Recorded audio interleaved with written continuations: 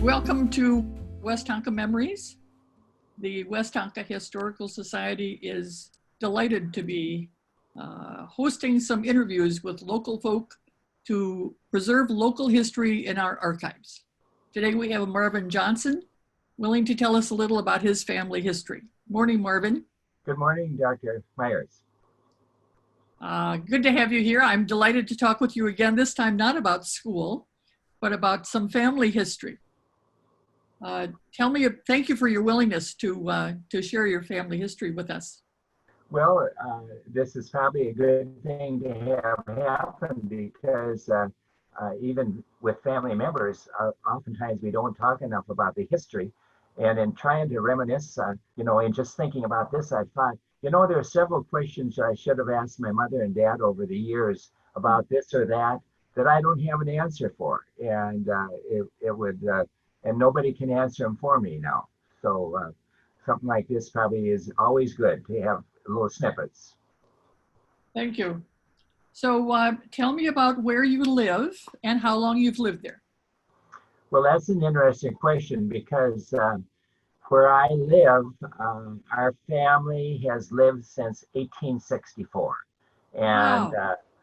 So we're original settlers on the place, although my great-grandfather did not homestead the farm, but he came from Sweden originally and lived was in New York and Boston, and then moved to Rockford, Illinois.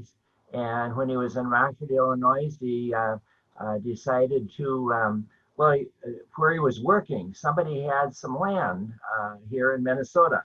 And he began conversation with him and decided to trade his house and lot with some cash, we don't know how much, for the 160 acres, which this landowner had never seen, but did not want to go up and look at it or anything. He came up here sight unseen and brought his family, and this has been home since 1864. And so I haven't, it's been my grandfather and grandmother, and then of course my folks, and then I've been living on the home place ever since, since birth actually, except when I was in college and in the service. And it's on County Road 6, just north of Mound. So very accessible to and our property drains basically into the Lake Minnetonka area. Wonderful. So in your earliest memories, what was it like living in this house? Well, the house, the basic house was a wood frame, of course, a wood frame house that my great-grandfather built that was not finished upstairs. We had a one bedroom upstairs, and when I was a kid, I remember that bedroom was used by a young man that my mother and dad had living with them, who came from Big Brothers. He had lost his folks, and so that bedroom upstairs was his until he was drafted into the military in World War II. And then when he left, then my folks improved the upstairs of the house, so we added 3 bedrooms upstairs, and but the house was comfortable. We had wooden, of course, we burned wood or coal, and then later oil in stoves that were sitting in the house. And then when I was in high school, my mother and dad decided to remodel or put a full basement under the house. And then we put in, of course, a forced air furnace. And of course, in the meantime, after when I was growing up, we first ended up with electricity. Then we ended up with running water in the house because none of that was available when I was a kid. So the house has been very comfortable over the years. And in the meantime, when they put the basement in, they added a little section of the house 2 different directions. So the house now is, there's 5 bedrooms and a bathroom on every floor. And it's old, but it's comfortable. Super. As I recall, as a kid, you might also have had a teacher staying with you. Was that true? We did. And when I was in first grade, and that's one of the questions that I thought afterwards I should have asked my mother more about. But she was at that point in time they had added the bedrooms upstairs in the house, and so she had the only bedroom that was on the first floor of the house. And I don't, I was in first grade when she came. Her name was Florence Sutton. She grew up on a farm in Western Independence, and of course, she did not have a car. And so on Monday morning, her family, or I think most of the time it was her sister June, who that brought her to the school, which was Armstrong School, just south of the cemetery on County Road 90 in Independence. Brought her to school on Monday morning, and then she would live with us Monday, Tuesday, Wednesday, and Thursday, and then Friday night her sister would come and pick her up again, and they'd go to the grocery store at Maple Plain, and usually I went with them, but I don't remember of her eating meals with us as a family, which is strange because I'm sure she must have. But she probably spent more time in her room in preparation. But yes, for the whole year, she lived with our family as well. So that was kind of unique. Her sister June just celebrated her 105th birthday on the 14th of June. Wow. Yeah. Terrific. So this was 160 acres. Did you farm? I farmed all my life, except when, of course, when I'm in college, when I came home on weekends, and then when I was in the service. Yeah, all of the family was expected to work on the farm when we were here. So, yeah, we milked cows and on the farm until 1986. Had a lot of pigs. Never had turkeys, but we did have chickens. But we all had. As we were growing up, family members, we all had specific chores that we had to do. I remember I have two sisters, one that's 13 months younger than I am, one that's another 2 years younger. But we had to trade off to begin with, where one of us would go out and carry the milk from the cows to the milk house. So my dad didn't have to carry the milk. And then the other times we had to help in the house washing the dishes and so forth. But then, of course, as I got a little bit older, then that was more my responsibility to be out in the barn with my dad or do whatever chores he had for me to do. So that was part of living on a family farm. For sure. If you think about those memories in your youth, was there a particularly happy memory that you recall? Well, I was trying to think of what probably was our most exciting events. Now we had my dad had, and this would be interesting for anybody that lived lives in the Mound area. My dad had a first cousin who was Florence Carlson, and her husband, she was Florence Moline was her maiden name, but she married Harold Carlson, who was the minister who started St. John's Lutheran Church in Mound. And my Florence and my dad were very close, and we had a lot of different family events. I remember those as a kid, where Florence liked to entertain a lot, and of course Harold was he was very gracious and everything. So we had many different family events over at the in the lower level at the St. John's Lutheran Church, which is now the Mount Evangelical Free Church, before of course the big addition and all that kind of stuff. And then other family events that we always seem to look forward to it. People weren't as busy with meetings in those days as they are today. So I think you had more time to get together as a family. And one of the things I remember in particular, when Florence Florence and Harold would come to our farm, she loved to get into a water fight with my dad. So they had more water fights than anybody I ever knew. But you know, it was all in fun, and so a lot of the family events, yeah, were very precious as a younger person. Mhm. Terrific. So if you think about when you were young, maybe into high school, what did you think that you wanted to do for a living? What did you wanted to do when you grew up? Did you Well, want to be a farmer? no, it was interesting. I that was kind of not.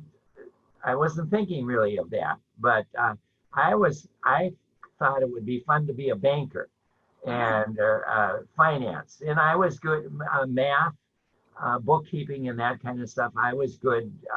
I did well in school on that, and so anytime there was, I remember in high school when they had career days and so forth, I usually went to a path where it had something to do with finance, mm, and it didn't. But as it turned out, I ended up getting a scholarship to the University of Minnesota School of Agriculture, and kind of took general agriculture courses. And then not too long after graduation from that, I was elected.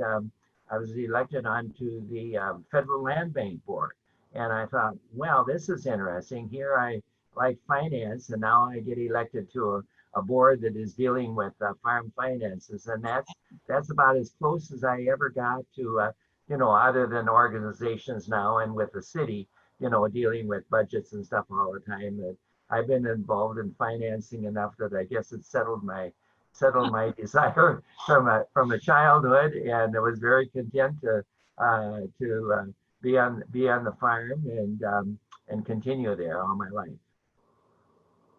super. One of the things I want to mention too that was a real delight as a youngster.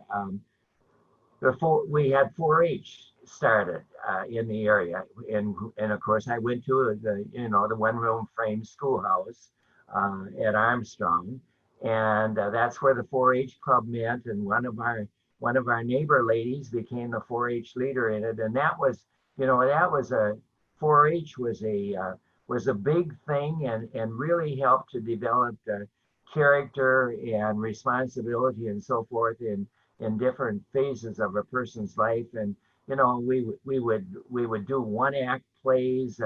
We'd do demonstrations at 4-H meeting. We would sing and so forth. And we met at the country school most of the time until later on when the school was closed, then we met in homes. But 4-H was a big thing in the lives of young people around the area. So. And my 4-H club was called the Armstrong 4-H Club, which was the same name as the country school I was at. And that continued. Actually, I continued on and was a leader of that club for 25 years, or until I became very much involved in city government. I couldn't handle farm work and 4-H leader and many other things at the same time, so had to drop that one. Yes, you were juggling many roles there, weren't you? That's right. You mentioned that your dad's family was from Sweden. Uh, I wonder if there were any traditions that were passed down from your parents that you remember or that you still keep up with. That's one thing that we did not see. Well, it could have been, you can kind of look at it as a tradition. Is we always had Christmas Eve at our home with the extended family. That was a tradition that we did for years. Well, the last one we did when my mother was still living, and of course the family was so expanded that and there was so many of us that we finally ended up doing it in the church basement, because when you end up with 65, 70 people on a Christmas Eve, it's a little overwhelming.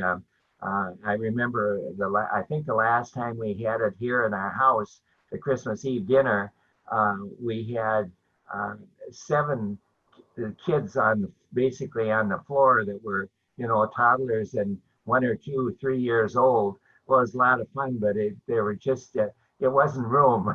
There wasn't room for everybody.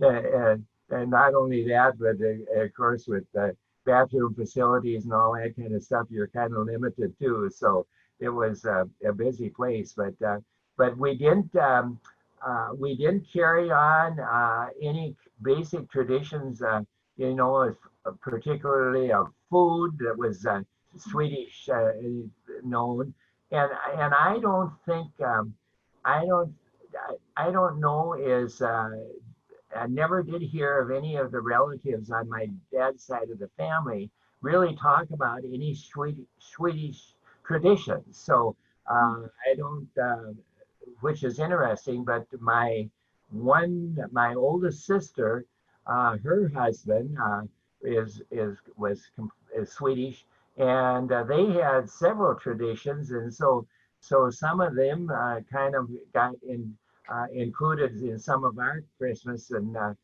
making that potato sausage or something, I think that's what you call it, is a Swedish thing, and they always made that at Christmas every year. We look forward to that at our Christmas Eve dinner, but of course that was brought in after she was married.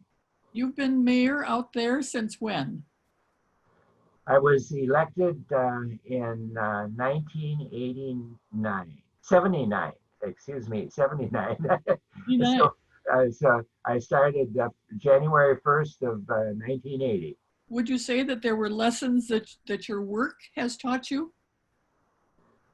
Oh, I mean, everything is a learning experience for something else and so forth. Of course, that was becoming a mayor or anything else. That was the furthest from my radar of anything. I'd never thought about, entering the public arena as a school board member or a city council.